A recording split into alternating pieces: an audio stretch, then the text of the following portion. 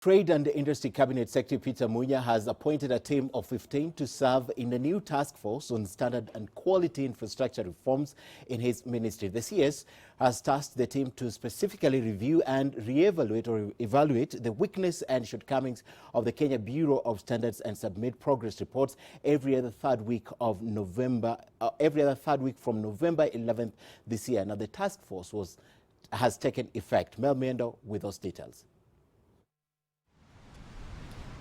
In recent months, NTV Investigates has exposed the grave danger that Kenyans face in consuming food that contains harmful substances such as red meat, maize and peanuts.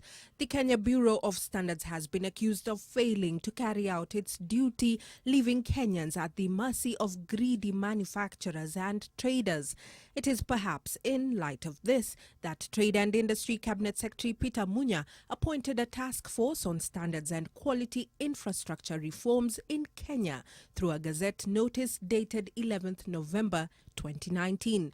Chaired by Wachira Maina, the task force has 14 members and include Dr. Gumato Yatani, the wife of Acting Treasury Cabinet Secretary Yatani.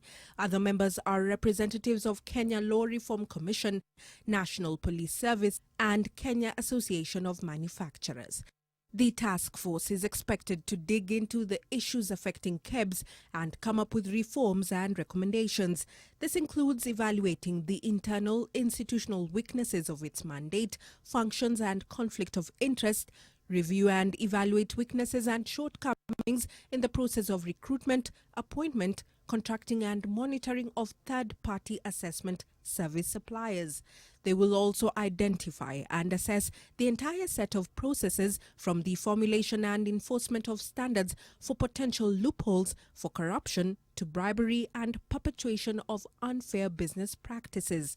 The team will also evaluate the weaknesses and challenges in the interagency cooperation and coordination in monitoring of standards and related regulations at the point of entry in the Mombasa port, airports and border points.